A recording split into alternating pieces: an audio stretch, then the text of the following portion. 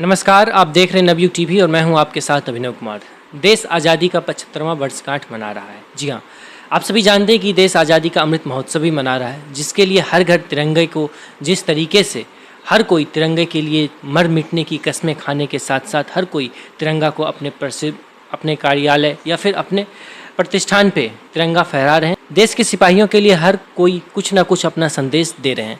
तो इसी क्रम में हमारे साथ बातचीत करने के लिए डॉक्टर अल्पना सुहासनी जी हैं, जो कि एक हिंदी के साहित्यकार हैं और एक कवि भी हैं। तो आज हम उनसे बातचीत करेंगे और उनसे जो जवान देश के लिए समर्पित दिन रात चैत की दोपहरी हो या फिर कड़ाके की ठंड हो, उसमें भी बॉर्डर पे हमेशा तैनात रहते हैं, तो उनके लिए भी हम यहाँ से अल्पना जी से हम कुछ सुनेंगे और उनको यहाँ से ही समर्पित करने की हम कोशिश करेंगे। तो आइए हम इनसे बातचीत करते हैं और देखते हैं इनका क्या कुछ कहना है। सबसे पहले तो आपका बहुत बहुत शुक्रिया मैम समय देने के लिए। बहुत शुक्रिया आपका भी। और अभिनव जी, अच्छा लग रहा है, आप लोग बहुत अच्छा प्रयास कर रहे हैं अपने चैनल के जरिए। जो है युवा पीढ़ी जुड़ती है इन सब तथ्यों से और बहुत ज़रूरी है आज के दौर में कि देशभक्ति का जज्बा निरंतरता में इस तरह से बनाए रखा जा सके। बहुत शुक्रिया। जो जवान हमेशा बॉर्डर पे तैनात रहते हैं दिन रात, वो लद्दाख में आप हम सभी जानते हैं कितनी कड़ाके की ठंड पड़ती है, उसमें भी हर को 24 घंटा एक माँ भारती की रक्षा के लिए जवान वो तैनात रहते हैं। तो उनके लिए 15 अगस्त का मौका भी है, आज़ादी का अमृत महोत्सव भी है, तो उनके लिए ऐसा कुछ पंक्तियाँ जो उनको यहाँ से समर्पित किया जाए, तो आप हमारे दर्शकों को कुछ सुनाइए। जी बिल्कुल। ऐसे सैनिकों के लिए, और मुझे अक्सर जो है डॉक्टर कुंवर बेचैन साहब, चूँकि वो मेरे गुरु रहे, मैं उनका उल्लेख भी सर्वप्रथम करती हूँ, तो उनकी पंक्तियाँ मुझे अक्सर याद आती हैं कि देश का हर सुमन है वतन के लिए, देश का हर सुमन है वतन के लिए, जिंदगी ही हवन है वतन के लिए, कह गई फांसियों पे चढ़ी गर्दनें, कह गई फांसियों पर चढ़ी गर्दनें, ये हमारा नमन है वतन के लिए। तो ये हमारे जो सैनिक हैं निश्चित तौर पर अपने देश के प्रति हर समय तैयार रहते हैं, अपने प्राणों का त्याग करने के लिए, बलिदान करने के लिए। और जिस तरह का माहौल आजकल बन रहा है, ऐसे में ज़रूरी है कि हम इस महत्ता को समझें, उनके बलिदान को समझें, उनके संघर्ष को, उनकी तपस्या को, उनके त्याग को समझें, और हम अपने ऊपर लगा करके देखें कि हम आज के इस मोबाइलीय युग में और सोशल मीडिया के दौर में 1 मिनट भी मोबाइल के बिना नहीं रह पाते हैं। ऐसे में वो लोग जो हैं बिना किसी फ़ोन की सुविधा के, बिना किसी मोबाइल के, बिना किसी मनोरंजन के 24 घंटे हमारी सुरक्षा के लिए, हमारी नींद के लिए लगे रहते हैं। तो ज़रूरी है, उनको नमन है, उन सभी को सलाम है। बेशक हम लोग आज़ादी का अमृत महोत्सव मना रहे हैं, हमारा देश आज 75वां वर्षगांठ मना रहा है आज़ादी का, लेकिन आपको लगता है एक विचारधारा से हम लोग आज़ाद नहीं हो पाए। वो मतलब कुछ भी देश की कोई भी राजनीतिक मुद्दा हो जिसमें हम लोग हमेशा हिंदू और मुस्लिम को 2 भाग में बांटने की कोशिश करते हैं। कोई भी मुद्दा हो उसको हम इस तरीके से जनता के सामने पेश करते हैं, क्योंकि किसी भी पॉइंट को हम हिंदू और मुस्लिम से उसको रिलेट करके देखते हैं, जो कि ऐसा नहीं होना चाहिए। एक आज़ादी का मतलब होता है हर किसी के लिए सामान्य अधिकार है आज़ादी के लिए। तो इस पे आप क्या कहना चाहते हैं? 75 वर्ष तो जरूर मना रहे हैं हम आज़ादी का, लेकिन मुझे लगता है इस विचारधारा से हम लोग आज़ाद नहीं हो पाए। तो इस पे आप क्या कहना चाहती हैं? बात कही है आपने, स्थितियां वाकई बहुत दुष्कर हैं। मैं खुद जो है आक्रांत तो हो जाती हूँ ऐसा माहौल देख करके। स्थितियां कितनी दुष्कर हैं इस बात से अंदाज़ा लगाइए कि जब हम स्कूलों में पढ़ते थे हमें पता नहीं था हिंदू कौन है, मुसलमान कौन है। आज बच्चे सवाल करते हैं, मम्मी में ये मुसलमान क्या होता है। तो हम खुद ईद मनाते रहे हैं, वो हमारी दिवाली मनाते रहे हैं। ऐसे हिंदुस्तान में कैसे इतना बंटवारा हो सकता है? मेरा एक शेर है कि मज़हब के सब झगड़े छोड़ो, मज़हब के सब झगड़े छोड़ो, रब का तो आभास बहुत है। तो ईश्वर की तो अनुभूति ही अपने आप में बहुत बड़ी होती है। उसके मुझे लगता है कहीं ना कहीं राजनीतिक गोटियाँ खेली जा रही हैं, क्योंकि ये चुनावी मुद्दे हैं। अगर इन्हें ख़त्म कर दिया गया तो फिर जीतेंगे किस आधार पर? लेकिन ये बहुत गलत हो रहा है। ये जहर जो है आने वाली नस्लों को बर्बाद कर देगा, मुझे ऐसा लगता है। तो जिस तरह से आए दिन घटनाएं भी बढ़ रही हैं, वो भी चिंता की बात है कि अब जो है आक्रोश तुरंत पैदा होता है ऐसी बातों पर। अपनी भूमि के प्रति, अपनी जन्मभूमि के प्रति प्रेम, स्नेह, लगाव, आत्मीयता होनी ही चाहिए, लेकिन वर्गीकरण और विभाजन जो है वो माँ भारती को या हमारी धरती माँ को भी स्वीकार्य नहीं है। और शहीदों का ये स्वप्न कभी नहीं रहा कि इस तरह के जात पात के मुद्दे जो हैं वो आए दिन हमारे देश में होते रहे, क्योंकि जब बलिदान दिए गए तो ना कोई हिंदू था, ना कोई मुसलमान था, बस इंसान था। तो सोचना तो होगा इस पर। आपने बहुत अच्छी बात कही कि जिस समय बलिदानी हुई थी ना ही उसमें कोई हिंदू ना कोई मुस्लिम, बिल्कुल हम सभी उस समय यही चाहते थे कि हमारा देश आज़ाद हो जाए, लेकिन उसके बाद हम जिस तरीके से भी बट गए हैं हिंदू मुस्लिम को, ये बहुत ही गलत बात है।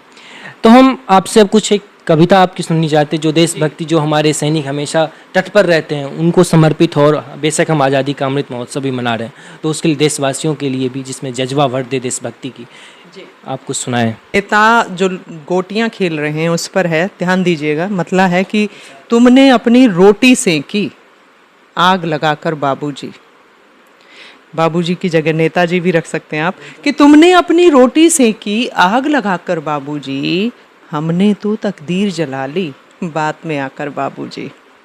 और दूर गरीबी हो जाएगी मका मिलेंगे अब सबको, ये चुनावी नारे हैं, चुनावी वायदे हैं कि दूर गरीबी हो जाएगी मका मिलेंगे अब सबको, झोंपड़ियाँ जलवा दी ऐसे ख्वाब जगा कर बाबूजी, झोंपड़ियाँ जलवा दी ऐसे ख्वाब जगा कर बाबूजी, और बाजी वैसे जीत गए थे हुनर के दम पर ये हम भी, बाजी वैसे जीत गए थे हुनर के दम पर ये हम भी, तुमने शह को मात बताया जात दिखाकर बाबूजी, तुमने शह को मात बताया जात दिखाकर बाबूजी, और दीवारों में अक्सर दबकर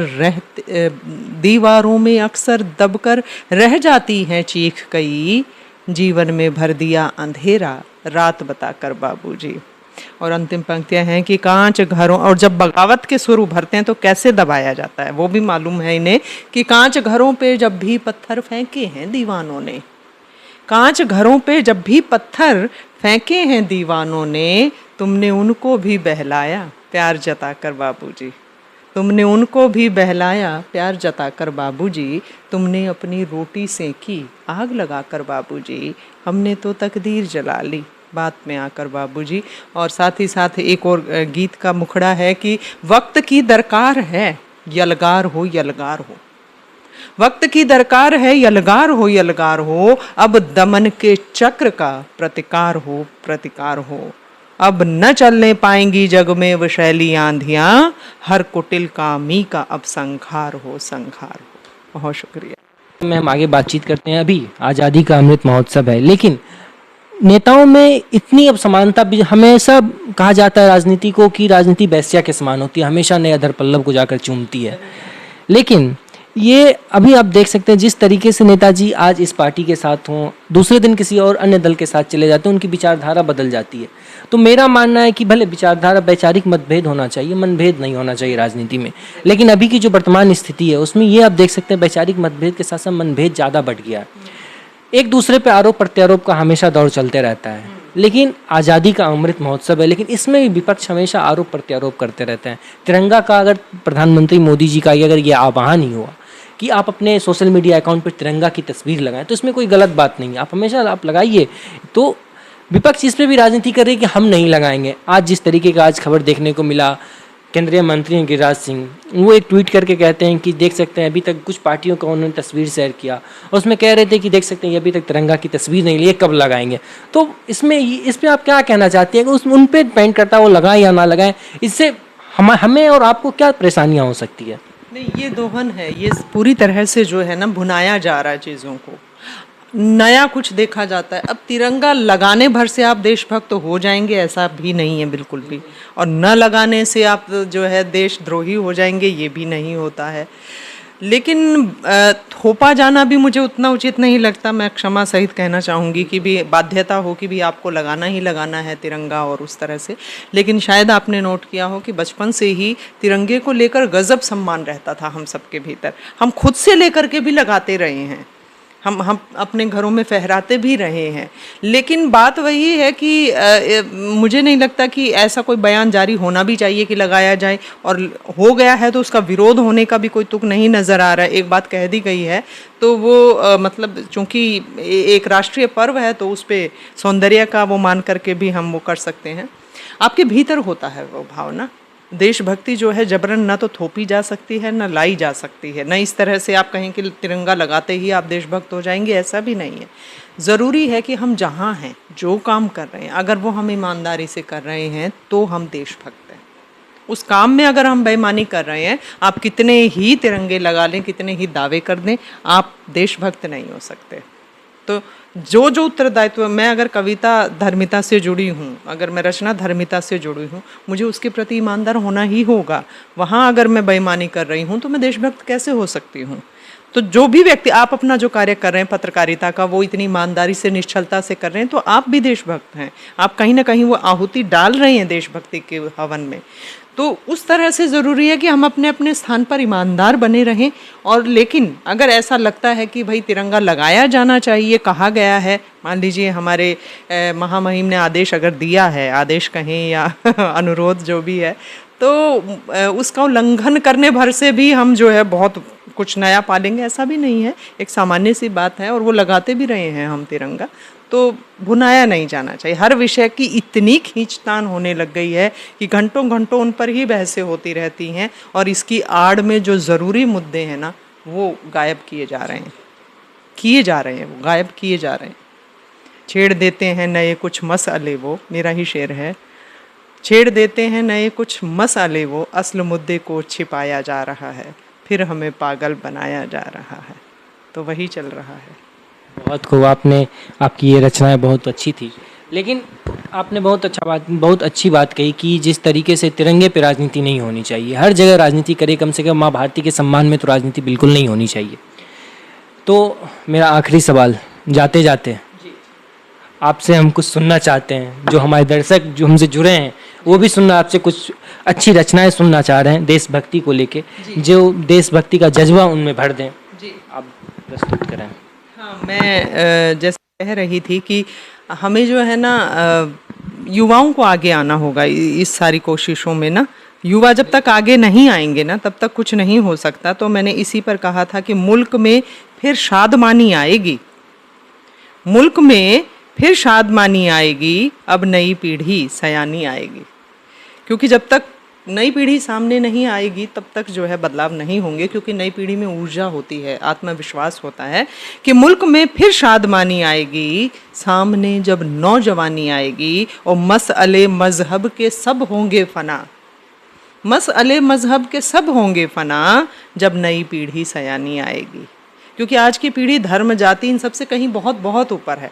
वैचारिक शैक्षिक जिस तरह से हमारा विस्तार हो रहा है, हम जो है ग्लोबलाइजेशन के दौर में हैं, वैश्वीकरण के दौर में हैं, जहाँ पूरा वसुधैव जो एक कुटुंब के समान हो गई है कि मसले मजहब के सब होंगे फना, जब नई पीढ़ी सयानी आएगी। और अब कहाँ बच्चों के किस्सों में परी, जो संस्कार लुप्त हो रहे हैं उन पर कहा है कि अब कहाँ बच्चों के किस्सों में परी, या कि दादी और नानी आएगी।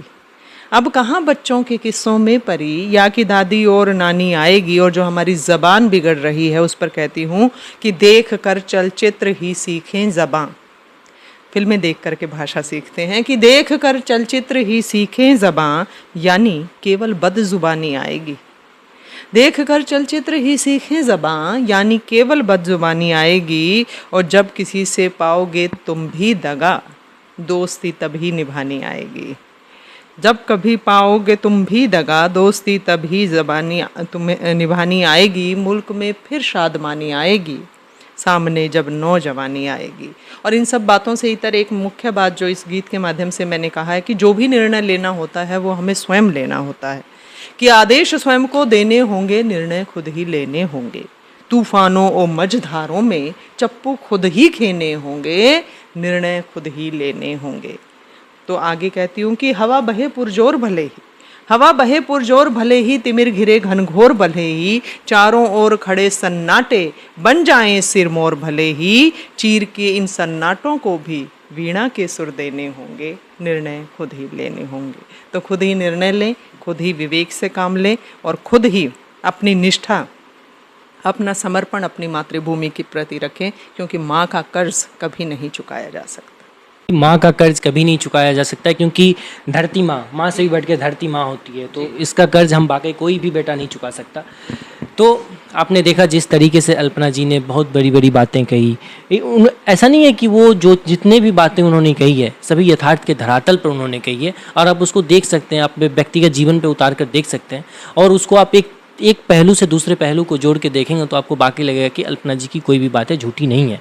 तो जाते जाते बस इतना ही कहना है, इस देश की हिफाजत ही मेरी ईमान है, इस देश में बसती मेरी जान है, भारत माँ पर कुर्बान है मेरा सब कुछ, भारत माँ पर कुर्बान है मेरा सब कुछ, मेरा देश ही मेरी असली पहचान है। तो इस पहचान को हमेशा बरकरार रखिए और जितना हो सके माँ भारती के सम्मान में हम सभी आगे बढ़ सकते हैं। और आज हम बाक़ी आज़ादी का अमृत महोत्सव बना रहे हैं, तो आप सभी भी धूमधाम से आज़ादी का जश्न मनाइए। तो अभी के लिए इतना ही, बाकी की तमाम खबरों के लिए देखते रहिए नवयुग टीवी। धन्यवाद।